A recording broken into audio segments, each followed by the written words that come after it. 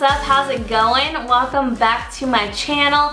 Today I have a DIY giant bunny peep. With Easter around the corner, I wanted to cram in as many fun Easter things as I could possibly do beforehand. So I thought, what better way than to make an enormous Easter peep. So I wanted to challenge myself to see if I could make the biggest peep possible. I don't know if there's a record for this. There probably is, and I'm probably not gonna beat it, but I wanted to see if I could make the biggest one that I could possibly make in my household. So anyway, that's what I'm gonna be doing today. Also, I wanted to let you guys know about a huge giveaway going on my channel right now. It's just about to end, but there is just enough time to get your entries in before it closes on April 1st. So I wanted to let you guys know about that. I'll have the link for that video in the description box down below. Also, if this is the first time on my channel, what's up? Welcome. I would love for you to join the Kaity Kat squad and click subscribe. That way you're notified every time I upload a new video and you won't miss out on a thing. Without any further ado, let's get into this DIY monster peep right now. So to create our giant peep mold, I'm just going to be using some aluminum foil, and I'm just going to be wrapping it up like this and leaving the border about a ½ inch or an inch thick. And then from there, I'm just going to start molding around the shape of a peep. It helped a lot to look at a peep for reference to see what to do. As you can see there, I had a little space in between the ears, and then I looked at a picture of the peep and realized that there actually was no space. The ears just kind of connected at the top, so that's what I found most helpful to do to create my mold. After I've got the basic shape mapped out, I'm then going to take another piece of aluminum foil and just wrap this around any places where the pieces are disconnected so that they all stick together. So now that we have it all stick together, we obviously need to make a base on the bottom. So what I'm doing here is just taking some more foil and wrapping this around the edges really tightly so that it doesn't leak through. Since we're working with marshmallow, not liquids, it doesn't have to be 100% perfect since it's a little bit more of a goopy consistency, but just the tighter it is, the better and easier it's going to be on you. So after you're done with this, make sure to tape up any spots where there might be holes or anything that's not 100% pushed down.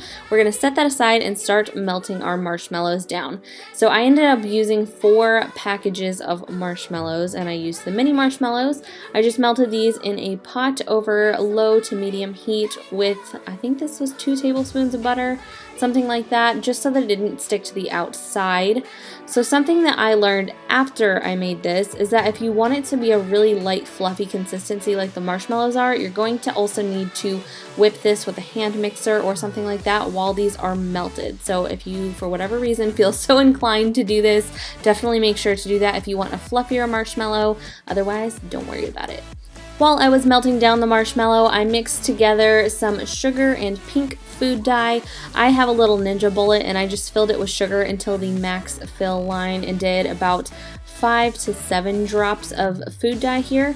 So then I'm just placing this in the bottom of the mold so that the marshmallow does not stick to the foil, and also so the bottom of the peep is covered with the pink sugar.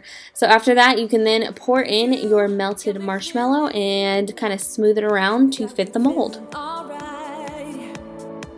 Whenever I'm around you, baby, you make me feel so alive.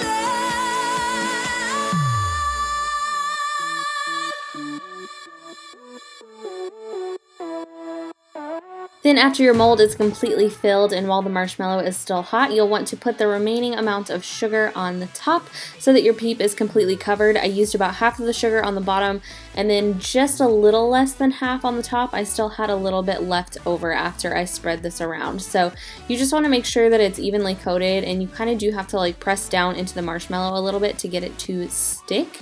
Then once that's completely covered, I set this aside and then ended up putting it in the fridge to cool for a little bit. I just did a few hours just so that it could set up and I could pull it out of the mold. Again, I didn't whip mine, and that was my biggest mistake, so it was a little bit sticky. And then 2, I think it would have worked better if I had sprayed with some cooking spray or something on the little bit of that outside edge where there wasn't the sugar. But it ended up turning out fine anyway. I just pulled it aside. It was a little bit goopy, but as I pulled it, I kind of sprinkled down the sugar onto the marshmallow so it wasn't as sticky and I could continue to peel it apart. The bottom didn't stick at all since it was completely covered with sugar, so that was good to go. It was really just that outside edge that was a little tricky. But once I got that pulled apart, I just kind of molded it back into shape since I lost a little bit of the shape pulling it out. Not too much, it really wasn't bad at all. But I just took the side of my hand and kind of pushed it into the sides to make sure it was all the same. And then moving on to the cute little bunny eyes, I just melted down some chocolate and dolloped a few eyeballs on there, and then also put the nose kind of in an oval shape right underneath it.